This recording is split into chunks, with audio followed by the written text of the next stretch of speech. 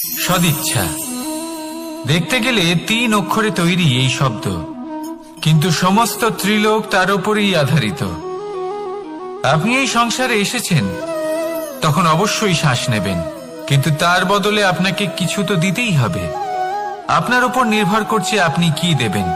কি দেবেন এই সংসারকে, এই সমাজকে, নিজের পরিবারকে, আর তার বদলে কি নেবেন? যশ নাকি অপযশ? দেখুন, এক ছিল রাবণ, যে কিনা সমুদ্র পার করল সীতাকে অপহরণ করার জন্য, আর এক ছিলেন রামচন্দ্র, যিনি সমুদ্র পার করেছিলেন, সেতু বানিয়ে গিয়েছিলেন সীতাকে ফিরিয়ে নিয়ে আসার জন্য। দুজনেই সমুদ্র পার করেছিলেন, শুধু পার্থক্য ছিল সদিচ্ছাকে বোঝার, লক্ষ্যের। অনেক মানুষের যাত্রা একরকম হতেই পারে, কিন্তু আনন্দ তখনই লাভ করবেন যখন লক্ষ্য শুভ হবে, মহান হবে। এই লক্ষ্য দিয়ে এই সংসারের কল্যাণ হবে এবং মানুষের সম্মান হবে।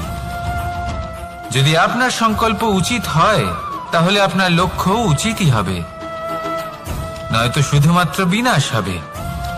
আর উচিত এটাই হবে যে বিনাশের হাত থেকে যেন নিজেকে বাঁচানো যায়, কি বলেন?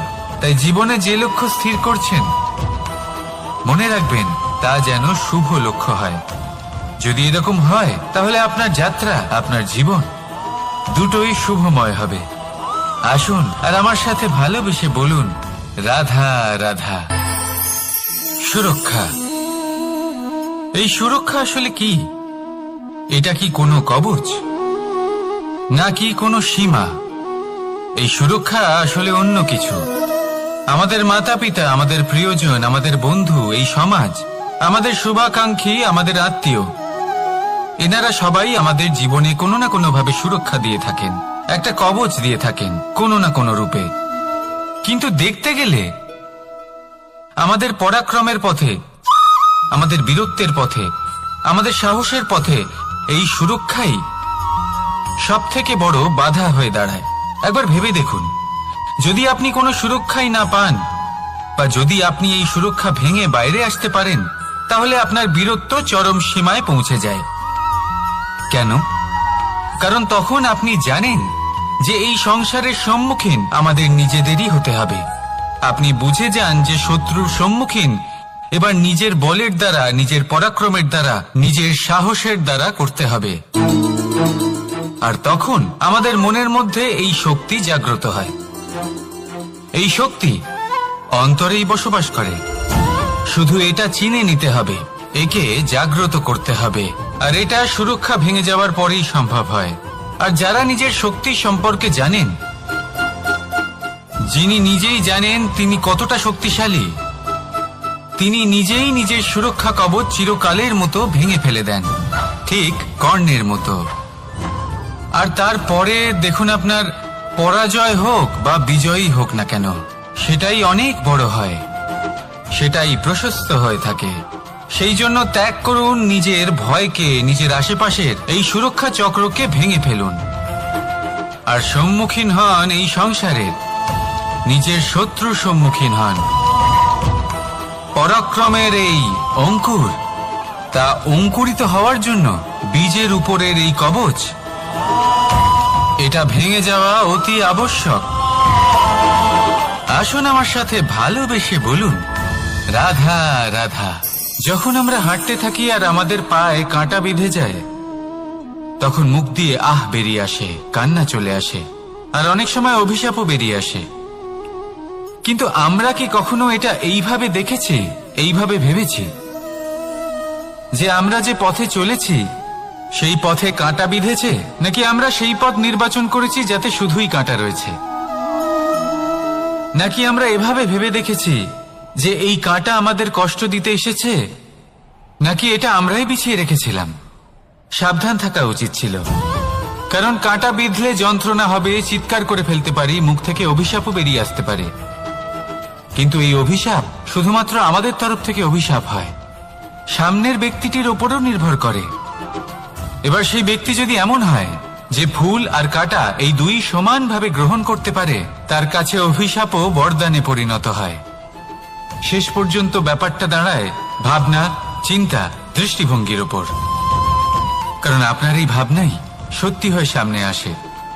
সেই জন্য এই ভাবনা, চিন্তা, মানসিকতাকে গুরুত্ব সহকারে দেখবেন। এই বিবেচনা নিয়ে বিবেচনা করতে শিখুন। আমার কথার অর্থ হলো যে জীবনে যখন এরকম কিছু একটা ঘটবে তখন ভেবে দেখুন যে এরকম কেন হলো।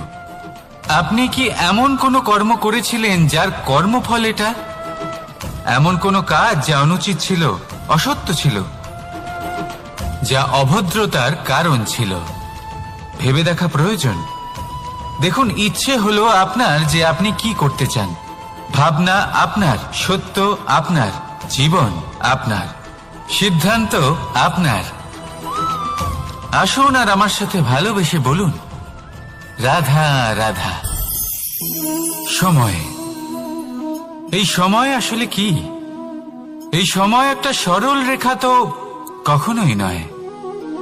সময় হলো একটা চক্র, যেখানে এর আদি সেখানেই হলো এর অন্ত, আর যেখানে তা শেষ হয় সেখান থেকেই তার শুরু হয়।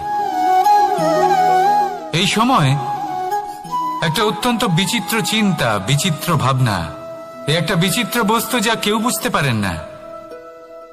এই সময়ের লীলা, এর কোনো প্রমাণ নেই, কোনো জ্ঞান নেই, কোনো পরিমাপ নেই। শুধু এটুকু আমরা জানতে পারি, যেখানে শেষ হবে সেখান থেকে একটা নতুন সূচনাও হবে। যা আজ আপনার কাছে আছে কাল অন্য কারোর কাছে যাবে, তারপরে তার কাছ থেকেও অন্য কারোর কাছে যাবে, তারপরে তার থেকেও ছিনিয়ে নেওয়া হবে। এই নিয়তির একজনের কাছ থেকে অন্যজনের কাছে আদান প্রদানের এই সময় হলো আপনার সময়। এই সময়ের সদ্ব্যবহার করুন, এই সময়কে বাঁচুন। আপনাকে শুধু এটাই সুনিশ্চিত করতে হবে যে আপনি কোন পক্ষে আছেন। আর সত্যি বলতে কি, আপনার জীবনের পরিণাম নির্ভর করে আপনার নির্বাচনের ওপর। আপনি কোন পক্ষ নির্বাচন করছেন। তাহলে মনে রাখবেন, জীবনে সেই পক্ষই নির্বাচন করবেন যা চয়ন করার পরে আপনি সুখ অনুভব করবেন, আপনি সন্তোষ লাভ করবেন, প্রসন্নতা লাভ করবেন। আর আমি এটাই সুনিশ্চিত করব যে এই পক্ষ যেন শান্তির পক্ষ হয়, এই পক্ষই যেন প্রেমের পক্ষ হয়। তাহলে চিন্তা করবেন না। তাহলে আসুন আর আমার সাথে ভালোবেসে বলুন, রাধা রাধা। দৃষ্টি আর দৃষ্টিভঙ্গি, এই সমগ্র লীলা হলো এই দুইয়ের। বিচিত্র হতে পারে, কিন্তু এটাই সত্যি। এবার আপনাকে একটা উদাহরণ দিয়ে বোঝাই। অনেক সময় আপনি কোনো ব্যক্তিকে এটা বলতে শুনবেন যে আমি আমার নিজের উপরে গর্ব করি, আমি নিজেকে নিয়ে গর্ব করি, আমি খুব ভালোভাবে আমার মা বাবার সেবা করি, ওনাদের আমি সবসময় সুখী রাখি, ওনাদের আমি একটা বাড়ি দিয়েছি, সকল সুখ সুবিধা দিয়েছি, ওনাদের জীবনে প্রত্যেক জিনিস দিয়েছি আর দেব যা তাদের প্রয়োজন। এবার আমাকে বলুন যে আপনি কে হন। আপনি হলেন সেই বীজ যা আপনার মাতা পিতা রোপণ করেছেন। আপনার মা বাবাই আপনাকে এই সংসারে জন্ম দিয়েছেন। এবার এইসব কথার কি তাৎপর্য? এই হলো সেই ব্যক্তির দৃষ্টিভঙ্গি। এবার দেখা যাক এই প্রকৃতি আমাদের কি শেখায়। কখনো কোনো গাছকে দেখবেন, যখন সেই গাছে ফল আসে, সে মালিকে এটা বলে না যে দেখো আমি তোমাকে ফল খেতে দিচ্ছি। সেই বৃক্ষ এটা বলে না যে দেখো আমি তোমায় আহার করতে দিচ্ছি, কারণ ও জানে যে এটা হলো সেই মালির পরিশ্রম, এটা হলো তারই কর্মের ফল, আর এটা তারই পাওয়া উচিত। সে বলে যে তোমার জিনিস তোমাকেই অর্পণ করলাম, এ আমার জিনিস নয়। ও জানে সেই মালির গুরুত্ব আসলে কি। এটা হলো তার দৃষ্টিভঙ্গি। সেই জন্য আপনি জীবনে কোন ব্যক্তির মধ্যে, কোন পশু পাখির মধ্যে, কোন প্রাণীর মধ্যে, কোন পরিস্থিতিতে, কোন আবেগের মুহূর্তে কি দেখতে পাচ্ছেন, সেটা আপনার দৃষ্টিভঙ্গির উপরে নির্ভর করছে। তাই নিজের মনে ধনাত্মক ভাব জাগ্রত করুন, শুভ চিন্তা নিয়ে আসুন। এই ভাবনাই সত্য হয়ে সামনে আসবে। এই দৃষ্টিভঙ্গি এমন হয়ে যাবে যে আপনার জীবনে সবকিছুই শুভ হবে। তাহলে আসুন আর আমার সাথে ভালোবেসে বলুন, রাধা রাধা।